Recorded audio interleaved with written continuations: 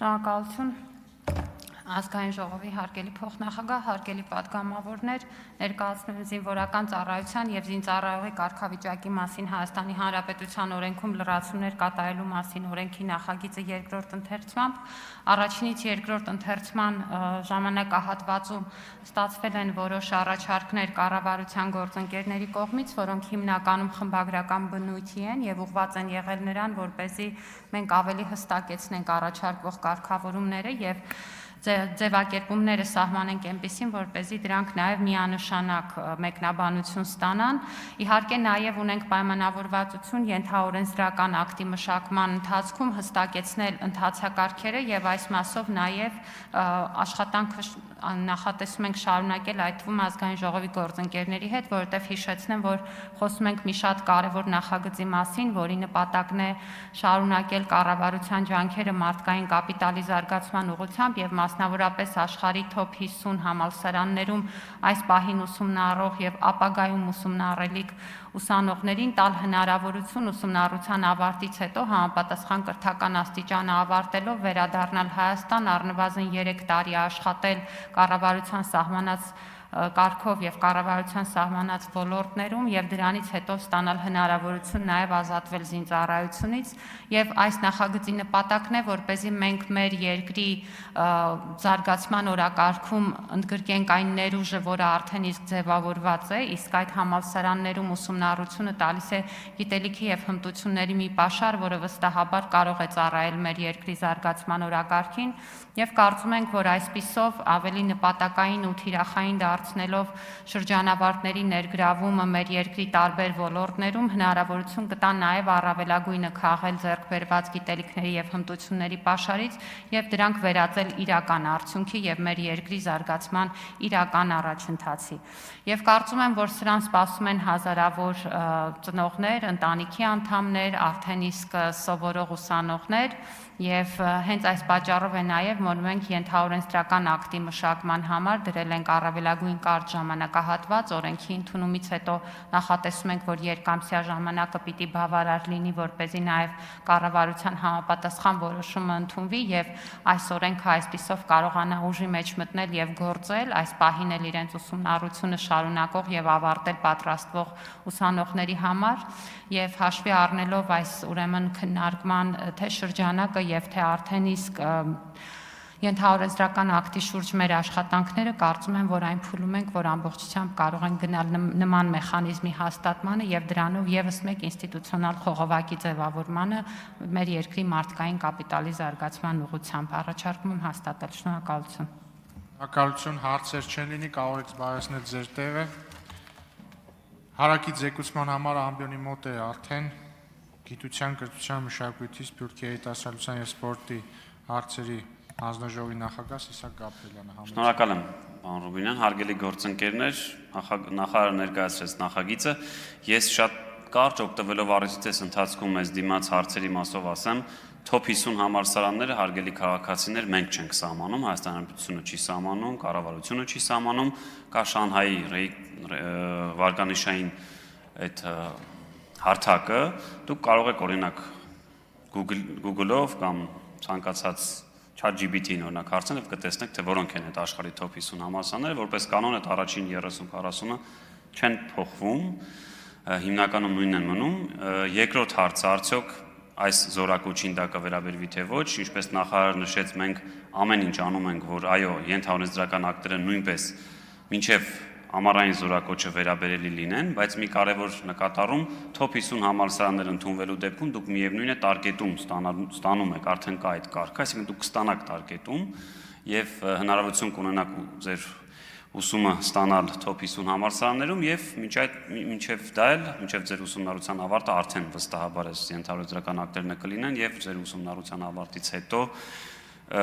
կկարողանաք օգտվել այս ծրագրից, դառնալ շահառու։ Երրորդ հարցը, արդյոք հետադարձության ուժ ունի թե ոչ, այո, ունի հետադարձության ուժ, այսինքն եթե այս պահին դուք սովորում եք top 50 համալսարաններից որևէ մեկում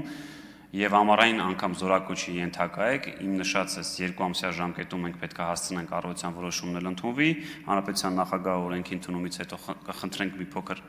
հնարավորինս արագ ստորագրի եւ հետադարձության սկզբունքով, այո, արդեն այս պահին սովորող, այդ թվում այս տարի ավարտող ուսանողները կկարողանան օգտվել եւ մի կարեւոր բան կառավարությունը նոր ծրագիր է մշակում, ես խնդրում եմ այս մասով ուշադիր լինեք, ես նաեւ նախարարության մեր գործընկերներին եմ խնդրել առաջիկայում տեսա ուղերձով կամ նաեւ այլ միջոցներով, մամուլի հրապարակումներով տեղեկացնի, որ նաեւ կառավարությունը աջակցելու է top 50 համալսարաններ ընդունված ուսանողներին ուսման վարձի տեսքով, ինչքանով որ ես տեղյակ եմ, այս պահին քննարկվում է տարեկան մինչև 10 միլիոն դրամ գումարի չափով, պայմանները այս պահին ժամանակը քիչ է չասեմ, որպեսզի սխալ չլինեմ, առաջիկայում մենք կհրապարակենք, բայց կարծում եմ դա բավականին մեծ գումար է, որոշ դեպքերում դա ընդհանուր հավասար է այդ top 50 համալսարանների, օրինակ համալսարանից որևէ մեկում ուսման վարձի միջև 70-80%-ի չափով փոխհատուցման, այնպես որ հետևեք կառավարությանը, հետևեք մեր նոր որոշումներին, որպեսզի օգտվեք նաև այս արտոնությունից։ Այս ընթացքում թերևս այսքանն էին հիմնական նաև քաղաքացիներից ուզող հարցերը, ազգային ժողովից հարցեր չեն կարող լինել, պարոն Ռուբինյան, շնորհակալ եմ։ Շնորհակալ եմ նաև իմ գործը անելու համար։ Մտքերի փոխանակության համար հերթագրում։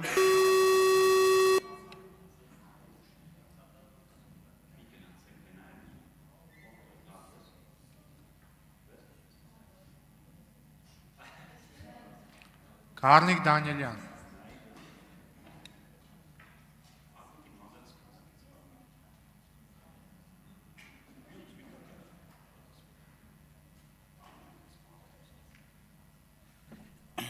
Տիկին Անդրեասյան, քանի որ հարց տալու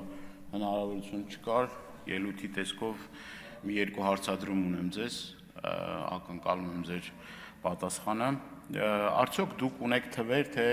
քանի ուսանող կա հիմա սովորող top 50 այդ համալսարաններում։ Հաջորդ իմ հարցը միգուցե ձեզ վերաբերելի չի, բայց համենայն դեպս ես նաև ցանկություն ունեմ ինֆորմացիա ստանալու, թե այն ուսանողները, օրինակ վերջին դիցուկ 10 տարում, որ top համալսարաններում սովորել են, որքանն են վերադարձել հայրենիք, ինչ ներգրավվածություն ունեն տարբեր պետական ոլորտներում աշխատելու, քանի որ կարգը ես չգիտեմ, արդյոք մենք ունենք այդ հնարավորությունը այն ուսանողներին, որոնք որ կրթությունը ստանում են բարձրակարգ բուհերում, իրենք վերադառնալու եւ այստեղ հրապուրիչ աշխատանք գտնելու, այսինքն իրենց տեղը գտնելու եւ այդ հարցը շատ կարեւոր է, որովհետեւ ոչ միայն top 50 համալսարանն է, այլ արտասահմանում կրթություն ստացած մեր հայրենակիցները շատ կարեւոր ներդրում կարող են ունենալ մեր երկրի զարգացման, հետագա ավելի իրենց տեղը գտնելու եւ պետությանը օգուտ տալու եւ հաջորդ իմ հարցն էլ վերաբերվում է նրան, թե արդյոք հնարավորություն ունի պետություն, ասենք top 50-ից բացի այլ համալսարանների հնարավորություն տալու, ենթադրենք top 50 չի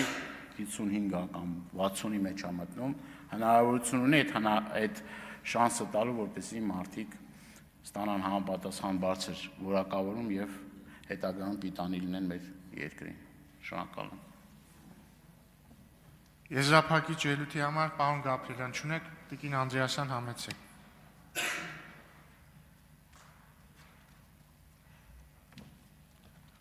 Շնորհակալություն պարոն Դանիելյան,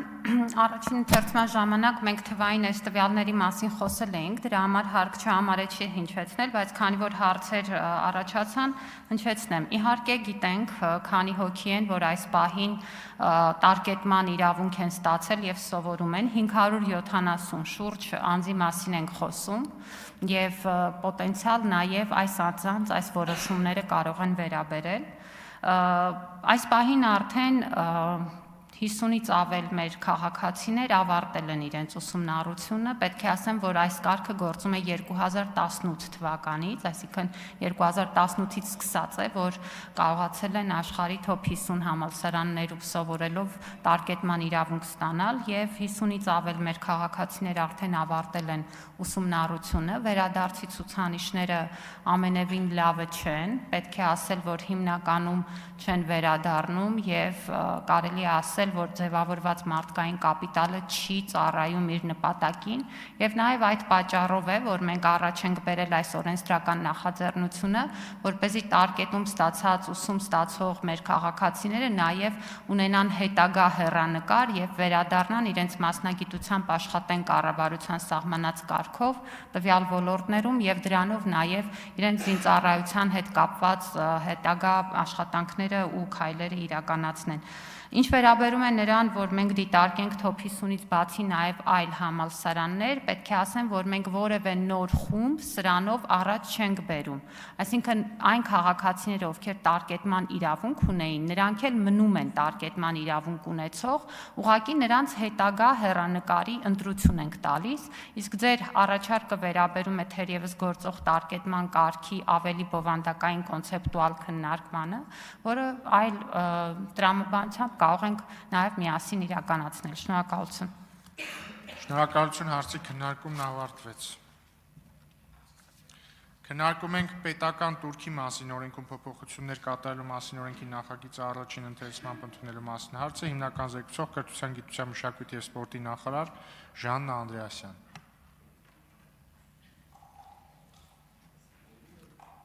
Հարգելի գործընկերներ, ներկայացնում եմ պետական տուրքի մասին օրենքում փոփոխություններ կատարելու օրենքի նախագիծը եւ այս օրենսդրական փոփոխությունը ուղղված է նրան, որպեսզի մենք մշակութային արժեքների արտահանման գործընթացում ունենանք շատ ավելի հստակ եւ չափելի ընթացակարգեր եւ մի կողմից դրանք համադրված լինեն ընդհանուր շրջանակներին եւ այս պարագայում մասնավորապես ԵԱՏՄ կարգավորումներին, մյուս կողմից էլ դրանք առավելապես նպաստավոր լինեն մշակութային արժեքների տեսանելի թափանցիկ շուկայի ձևավորման տեսանկյունից, որը գիտեք կառավարության առաջնահերթ օրակարգերից մեկն է եւ վերջին տարիների մեր աշխատանքը ուղղված է նրան, որպեսզի մենք մշակույթի ոլորտի տնտեսականացման ուղղությամբ ունենանք առաջընթաց եւ ուրախ եմ արձանագրելու, որ այդ առաջընթացը տեսնում ենք նախորդ տարի ազգային ժողովը քննարկել եւ ընդունել է մշակութային աճուրդների մասին օրենքը, որը օրենսդրության մի նոր փաթեթ էր մեզ համար եւ բացում է մի ամբողջությամբ նոր դաշտ, որը մշակութային աճուրդների կազմակերպումն է եւ հնարավորություն է տալիս մեր երկրում ձևավորել նաեւ ինստիտուցիոնալ շուկա մշակութային արժեքների վաճառքի եւ ինչու ոչ նաեւ այնպիսի շուկա, որը կարող է ունենալ նաեւ տարածաշրջանային նշանակություն եւ այժմ էլ մենք բանակցությունների մեջ ենք աճուրդի հեղինակավոր տների հետ Հայաստանում գործունեություն ծավալելու ուղղությամբ եւ բոլորովին վերջերս էլ կառավարությունը ընդունեց նաեւ աճուրդների կազմակերպման կարգը եւ վստահ եմ, որ պետական տուրքի մասին օրենքի փոփոխություններն էլ գալու են լրացնելու օրենսդրական այն շրջանակը, որը մշակութային արժեքների շուկան եւ դրա կարգավորումը դարձնում է առավելապես տեսանելի եւ կանխատեսելի, մասնավորապես հստակեցվել եւ բազմազանեցվել են մշակութային արժեքների արտահանման համար պահանջվող փաստաթղթերը եւ մաքսային ռեժիմները, եթե մենք նախկինում ունեինք միայն արտահանման լիցենզիան եւ ժամանակավոր արտահանելու իրավունքի եզրակացությունը, ապա այս պահին ավելացվում է նաեւ հանքագիտության եւ հնեաբանության հավաքածուների հետ կապված հարցերը վերամշակման մաքսային ընթացակարգի կարգավորումները եւ մի քանի այլ կարգավորումներ, որոնք հնարավորություն են տալու շատ ավելի մեծ ճկունություն ցուցաբերել համապատասխան գործընթացներում։ Կարևոր է նաեւ, որ վերանայվում է այդ թվում նաեւ պետական տուրքի մասին օրենքով սահմանված համապատասխան բազային տուրքի չափերը, մասնավորապես մեկ մշակութային արժեքի համար բազային տուրքի տասնապատիկի չափով եւ երկու եւ ավելի մշակութային արժեքների դեպքում բազային տուրքի 15-պատիկի չափով եւ պետք է ասեմ, որ նախկինում գործող կարգավորումը հնգապատիկներ նախատեսում բազային տուրքի կրկնօրինակի պարագայում բազային տուրքի չափերը չեն փոխվում եւ մնում են եռապատիկի չափով։ Մնացած կարգավորումները հիմնականում խմբագրական բնույթի են եւ ելնում են նրանից, որ այս բազմազանեցումը արվում է եւ դա արտացոլվում է նաեւ օրենքի համապատասխան մյուս հոդվածներում, այդ թվում համապատասխան արտոնություններ ունեցող խմբերին վերաբերելի հոդվածներում, որոնք մշակութային արժեքների արտահանման ժամանակ ունեն համապատասխան արտոնություններ եւ սա ըստ էության ամբողջ բովանդակությունն է նախագծի, ինչպես նշեցի, սա կարևոր քայլ է ինչպես մեր օրենսդրական շրջանակը համապատասխանեցնելու միջազգային ձևաչափերին, այնպես էլ խթանելու մշակույթի տնտեսականացման մեր քաղաքականությունը եւ մշակութային արժեքների արտահանման տեսանկյունից ունենալու ավելի կարգավորված ընթացակարգեր։ Խնդրում եմ հաստատել, շնորհակալություն։ Շնորհակալություն հարցերի համար հերթագրում։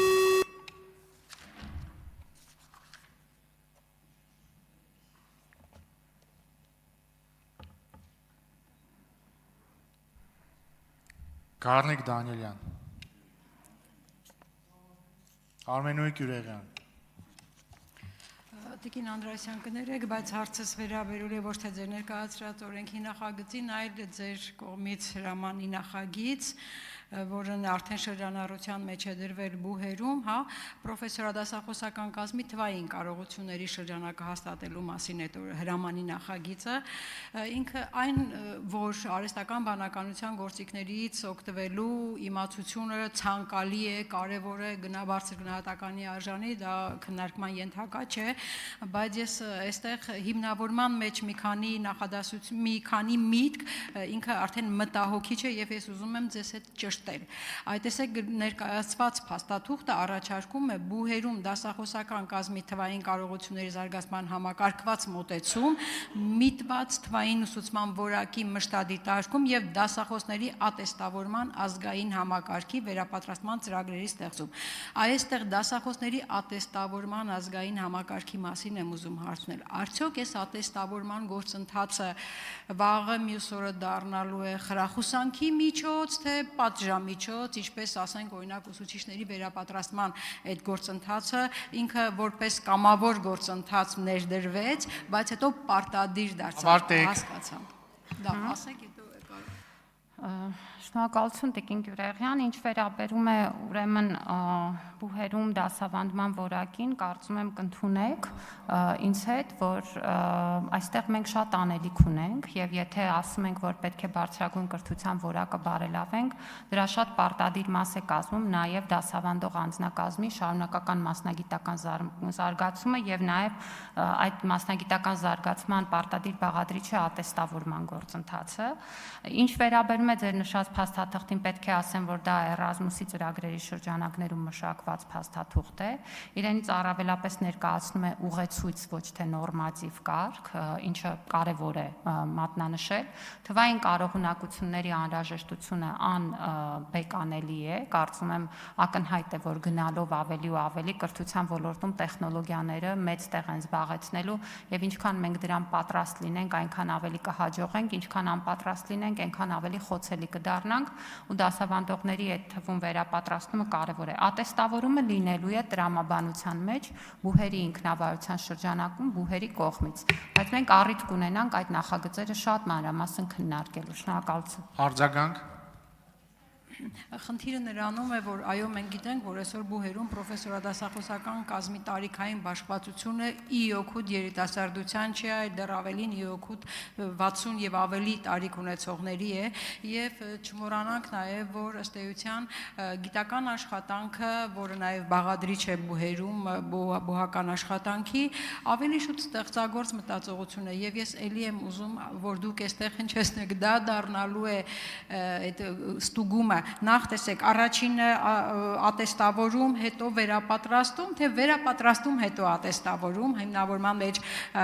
մի քիչ ուղղությունը այդպես էր, հերթականությունը, միգուցե վերապատրաստում, հետո ատեստավորում, որը շատ չվախեցնի եւ էլի հստակ ուզում եմ հնչեցնել, դա դառնալու է արդյոք պատժամիջոց, թե խրախուսանքի միջոց։ Գենգյուրեղյան, ես անկեղծ ասած դպրոցների ձեր գնահատականի հետ համաձայն չեմ եւ կարծում եմ, որ կամավոր ատեստավորման գործընթացը դարձել է մեր ուսուցչական կազմի մասնագիտական զարգացման եւ վարձատրության բարձրացման հրաշալի օրինակ։ Մեր ամեն երրորդ ուսուցիչը ատեստավորված է եւ այսօր ես տեսնում եմ ուսուցիչների, որոնք իրենց վարձատրությամբ կարողանում են ոչ միայն իրենց կենցաղային հոգսերը հոգալ, այլև օգնել տարբեր իրենց հարազատներին եւ ես միայն ուրախ եմ դրա համար, որ համակարգը թե նրանց հմտություններն է զարգացնում եւ թե այս սոցիալական հեռանկարն է բացում դասախոսների մասով բնականաբար հաշվի առնելով հետազոտական բաղադրիչը, հաշվի առնելով դասախոսական աշխատանքի առանձնահատկությունները, ինչպես որ գիտաշխատողների դեպքում է ատեստավորումը, չափանիշները սահմանվում են, ատեստավորումը անցկացվում է ամեն կազմակերպության կողմից, բուհական ինքնավարության շրջանակներում դա կկազմակերպվի։ Ընթացակարգը, չափանիշները, սկզբունքները դեռևս չեն մշակվել։ Ձեր նշածը ուղեցույց է Էրազմուսի ծրագրում մշակված, ինչպես ես նշեցի, եւ մենք դա պատշաճ կքննարկենք բուհական ամբողջ համակարգի հետ։ Շնորհակալություն։ Արնիկ Դանիելյան։ Իմ հարցին չեք ուզում պատասխանեք։ Կներեք։ Հարցս ավելի շատ լուսաբանական է, Կին Անդրեասյան։ Ես ուզում եմ հետեւյալ հարցի պատասխանը ստանալ։ Տեսեք, կան երկրներ, որտեղ որ արգելված է մշակութային արժեքների երկրից հանելը։ Հիմա մեր պարագայում, քանի որ ես այդքան էլ տեղյակ չեմ, ցանկանում եմ ձեր նաև բարձաբանումները լսել, էլի։ Արդյոք մեր երկրում այդ վտանգը չկա, որ մշակութային արժեքների երկրից հանելու եւ այս աճուրդային ինչի մասին որ դուք խոսեցիք, աճուրդների մասին, իրենք ես այսպես ձևակերպեմ, էլի վտանգ չենք տեսնում, որ նաև մեր մշակութային արժեքները այդ միջոցով հնարավոր է, որ երկրից դուրս գան եւ կարծում եմ, որ դա մեզ համար անչափ կարևոր նշանակություն ունի, քանի որ ժամանակս ավարտվեց, ես Պարոն Դանիելյան, երևի թե օրենքի այս բովանդակությունը թյուր ընկալեցիք, մենք մշակութային արժեքների մասով կա արտահանման եւ ներմուծման առանձին օրենք, գործող օրենք ունենք մենք, որով այդ հարաբերությունները կարգավորում են, իրականում բոլոր երկրները ունեն նման ռեժիմներ, այսինքն մշակութային արժեքները հստակ վարչարարությամբ եւ հստակ ընթացակարգերով կարելի է ներմուծել կամ արտահանել երկրից։ Ինչ վերաբերում է մեր մշակութային արժեքներին, եթե նկատի ունեք, ինչ ասեմ, թանգարանային ֆոնդը, մենք այդ մասին չենք խոսում, խոսքը գնում է օրինակ մասնավոր կոլեկցիոներների տիրույթում գտնվող մշակութային արժեքներից, որոնք իրենք ազատ են վաճառել կամ գնել։ Եվ դա առանձին ուղղություն է, առանձին ոլորտ է եւ տարբեր մարդիկ զբաղվում են, հավաքորդ են։ Ինչ վերաբերում է պետության հանձնառությանը, մենք պետք է ուշադիր լինենք այդ աջորդներից գնելու այն մշակութային արժեքները, որոնք մեզ համար կարևոր են։ Եվ պետությունը վերջին 2 տարում վերականգնել է այդ ծրագիրը եւ այս նախորդ տարի ավելի քան 300 միլիոն դրամ ենք հատկացրել, որ մեզ համար կարևոր մշակութային արժեքները ձեռք բերենք եւ բերենք Հայաստան։ Հիմա շուտով պատկերասրահում կցուցադրենք Արշիլ Գորկու գրաֆիկական աշխատանքը, որը գնել ենք միջազգային աջորդից, եկեղեցու փայտյա դուռը միջնադարյան եւ ժամանակս չի հերիքի, որտեվ ցանկը շատ մեծ է, կհրավիրենք ցուցադրությանը։ Շնորհակալություն։ Շնորհակալություն,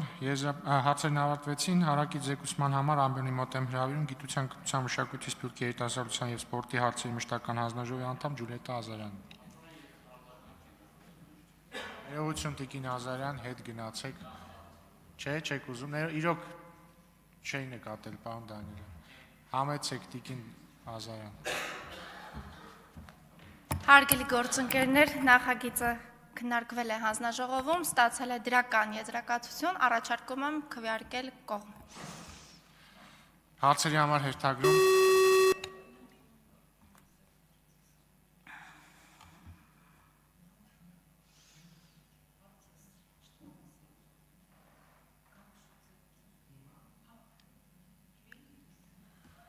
Հերթագրված պատգամներ չկան, մտքերի փոխանակության համար հերթագրում։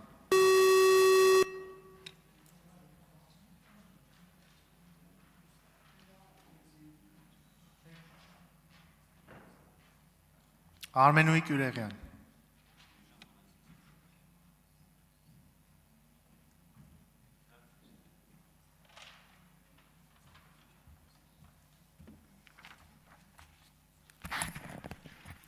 Տիկին Անդրեասյան, ես նորից անդրադառնում եմ հրամանին,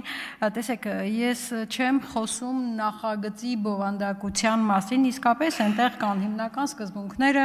այստեղ ցուցիչներ են, նկարագրիչներ են, նախագծի բովանդակությունը չէ իմ հարցադրման էությունը, այլ նախագծի հիմնավորման մեջ դիտարկված մտքերը, որոնք մտահոգություններ են առաջացնում։ Հիմնավորման մեջ շեշտվում է հետևյալը, որ կարևորվում է թվային կարողությունների